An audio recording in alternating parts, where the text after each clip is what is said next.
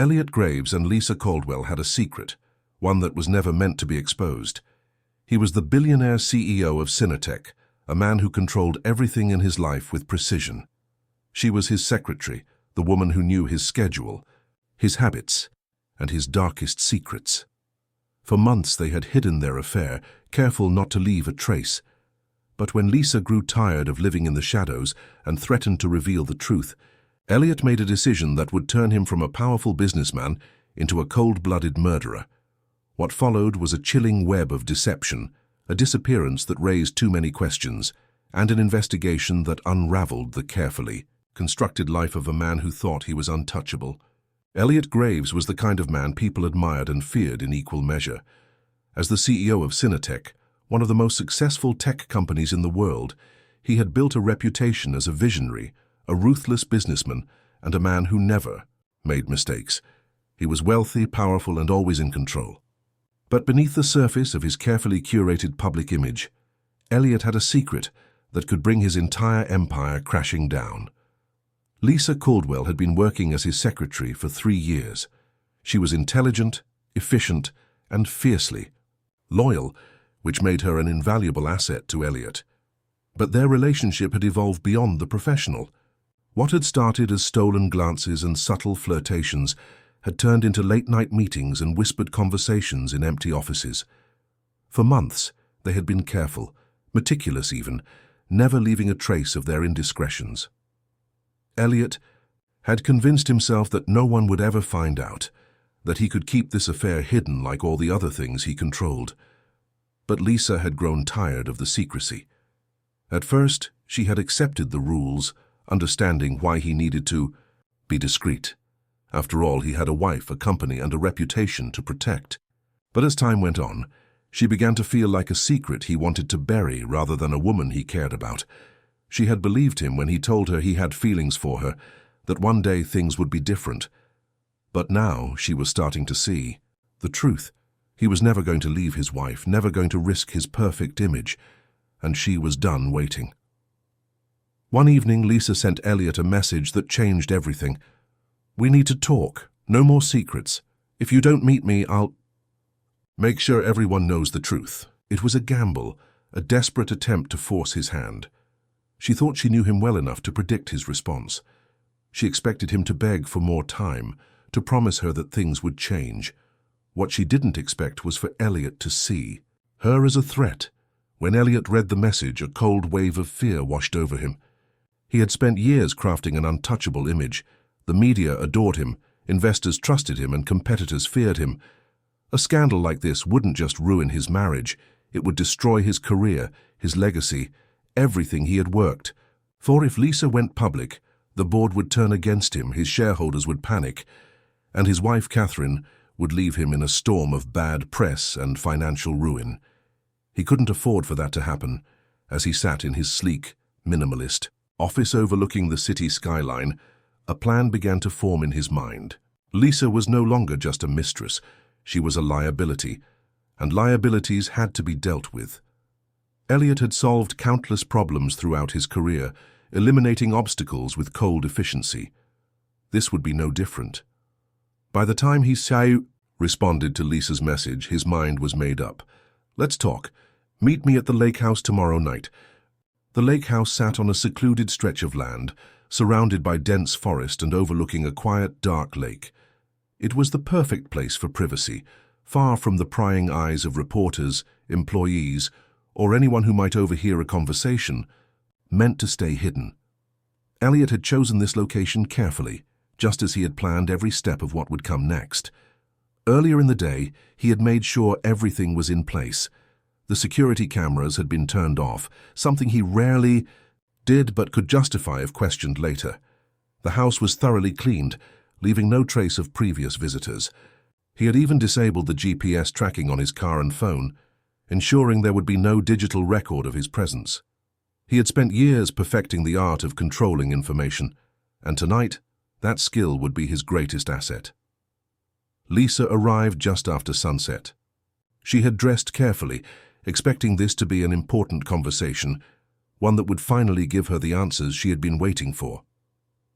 When she pulled up to the house, she noticed Elliot's car already parked outside. The place was quiet, the only sound coming from the occasional rustle of leaves in the wind. Elliot greeted her at the door with his usual calm, unreadable expression. He led her inside, where a bottle of wine was already open, 2 glasses waiting on the sleek, modern table in the center of the dimly lit living room. Everything looked casual, inviting. Lisa hesitated for a moment, sensing something she couldn't quite put into words, but she pushed the thought aside. She had come here for the truth, and she wouldn't leave without it. Elliot poured them both a drink, watching as Lisa took the first sip. The tension in the room was heavy, but she didn't let it deter her. She told him she was tired of waiting, tired of being a secret. She wanted him to make a decision, to choose between his carefully built life and the woman he claimed to care about. He listened without interruption, nodding in all the right places, his expression carefully neutral. Inside, his mind was racing, counting the minutes. He had done his research. The drug he had laced her drink with would take effect quickly, slipping into her system without an obvious taste or smell. It was something untraceable after a few hours, something that would make it seem as if she had simply lost consciousness on her own. Lisa's voice began to waver. Her vision blurred as the room around her seemed to tilt. She tried to stand, but her legs felt weak beneath her. Confusion flickered in her eyes as she looked at Elliot, her breath quickening. She opened her mouth to speak, but the words never came. Elliot remained still, watching as Lisa's body gave in to the effects of the drug. When she collapsed, he caught her effortlessly, lowering her to the floor with practiced ease. There was no panic in his movements, no hesitation. He had made his choice long before she ever walked through the door. The next step of his plan was about to begin. Lisa Caldwell did not show up for work the next morning. At first, her absence didn't cause immediate concern. People occasionally called in sick or took unplanned days off. But Lisa was known for her punctuality and professionalism. She never missed a day without notifying someone. By midday, her co-workers started exchanging worried glances. Calls to her phone went straight to voicemail. Messages remained unread. Her roommate, Megan, became increasingly uneasy when Lisa failed to return home that night. They had lived together for years, and Lisa had never disappeared without a word. Megan tried calling again, then checked Lisa's social media. No activity. It wasn't like her. By the next morning, fear turned into action. She contacted the police and officially reported Lisa missing. Detectives began their investigation by retracing Lisa's last known whereabouts. Her phone records showed a single outgoing message the night before she vanished, sent to one person, Elliot Graves. That immediately put him on their radar. When questioned, Elliot played his role flawlessly. He expressed concern but maintained a carefully controlled demeanor. He admitted Lisa had worked closely with him, but claimed they had no personal relationship outside of work. He stated he hadn't spoken to her in days and had no idea why she would have messaged him. When asked about his whereabouts the previous night, he provided an airtight alibi. He had been at home, alone, catching up on work. His security team confirmed that no one had seen him leave the building, and digital records supported his claim. With no clear evidence linking Elliot to Lisa's disappearance, investigators widened their search. They interviewed co-workers, friends and family, trying to piece together any possible motives for why Lisa might have vanished. Some mentioned that she had been stressed recently, that she had talked about making a big decision. But no one knew exactly what that decision was. Days passed, then a week. The investigation slowed as leads dried up. Without a body, without physical evidence, Lisa was just another missing person in a world where people disappeared every day. Then, an unexpected breakthrough came. A fisherman out on the lake near Elliot's secluded house noticed something half buried in the mud along the shore. It was a small, dark-colored handbag. Curious, he pulled it out and unzipped it, finding a phone inside. When he powered it on, the screen lit up with Lisa Caldwell's name. The phone was turned over to the police and forensic analysts got to work. Despite attempts to erase its data, they recovered a draft message, one Lisa had started typing but never sent. It read, "Meeting Elliot tonight at the lake house. If something happens to me, he's responsible." The case was no longer just a missing persons investigation. it had become something far more sinister. Detectives now had reason to believe Lisa hadn't simply vanished. She had been silenced, and the man who had once seemed untouchable was now the prime suspect in what was beginning to look like murder. The discovery of Lisa Caldwell's phone changed everything. What had started as a missing persons case had now turned into a criminal investigation, with Elliot Graves at the center of it. The message Lisa had drafted before she disappeared wasn't just a clue, it was a warning. She had feared for her life, and now it seemed her worst fears had come true. Detectives intensified their focus on Elliot, going over every detail of his statements, looking for inconsistencies. At first, nothing seemed out of place. His alibi appeared solid. His digital records backed up his claim of being home, and there was no security footage showing him leaving his residence that night. But the more they dug, the more they realized how carefully orchestrated his defense was. One investigator noticed something strange about the security system at Elliot's lake house. Typically, the cameras ran 24/7, capturing every movement around the property. But on the night of Lisa's disappearance, there was a gap. Several hours of missing footage. It wasn't a coincidence. Someone had manually deactivated the system. Forensic analysts were brought in to examine the house itself. Elliot had been meticulous, but he had overlooked something. A tiny trace of the drug used to incapacitate Lisa was found in the fibers of the carpet near the living room table. It was a nearly invisible detail, but it was enough to raise suspicion. Detectives also revisited his financial records and found something even more damning, an offshore account with a recent transaction to an unknown recipient. When traced further, the transaction led to an individual with a history of arranging accidents for high-profile clients. While there was no direct confirmation of a deal, the timing of the payment aligned too perfectly with Lisa's disappearance to ignore. Confronted with this mounting evidence, Elliot maintained his innocence. He continued to insist that Lisa had been troubled, that she might have left town or staged her own disappearance, but the cracks in his story were becoming impossible to ignore. The final blow came when police recovered deleted data from Elliot's home security system. A tech specialist was able to reconstruct fragments of footage, revealing a chilling sight: Lisa entering the lake house on the night in question. There was no footage of her leaving.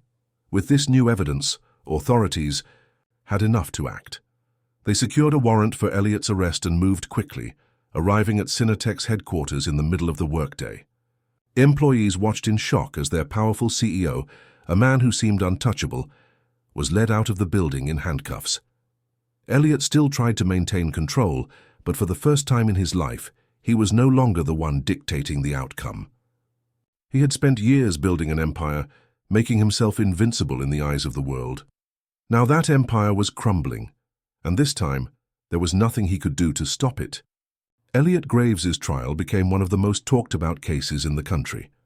The story of a powerful CEO accused of murdering his secretary to cover up an affair captivated the public. News outlets dissected every piece of evidence, and social media exploded with theories about what had really happened that night.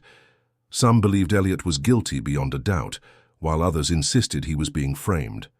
But as the trial unfolded, the truth became impossible to ignore.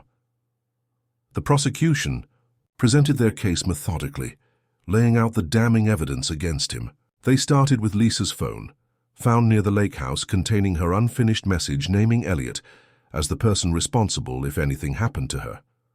The drug residue in the carpet, the missing security footage, and the deleted data showing Lisa entering the lake house but never leaving all painted a clear picture. The offshore payment to a suspected hitman added another layer of suspicion. Elliot's defense team, some of the most expensive lawyers money could buy, worked tirelessly to create doubt. They argued that Lisa's message was just speculation, not proof of a crime.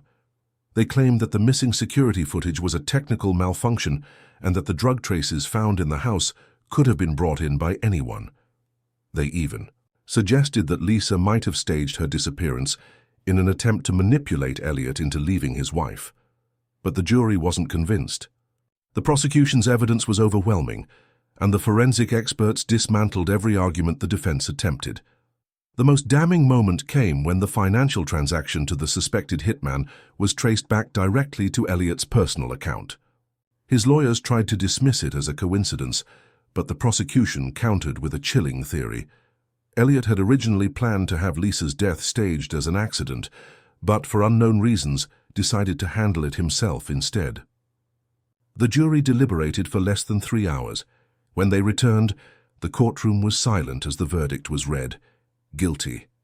Elliot Graves, once a man who seemed untouchable, was sentenced to life in prison without the possibility of parole. The judge called his actions cold, calculated, and driven by pure self-interest. His empire collapsed overnight. Cinetech's stock plummeted, investors abandoned the company, and his once loyal supporters turned against him. His wife, Catherine, filed for divorce immediately, taking a large portion of his assets in the process. Even in prison, Elliot maintained his innocence, refusing to admit any wrongdoing. But the world had moved on, leaving him behind as just another disgraced figure who had fallen from power. As for Lisa, justice had finally been served, though it came too late to save her. Her name became a symbol of those who dared to stand up for themselves, only to be silenced by the powerful. In the end, Elliot's greatest fear had come true. Not only had his secret been exposed, but he had lost everything trying to keep it hidden for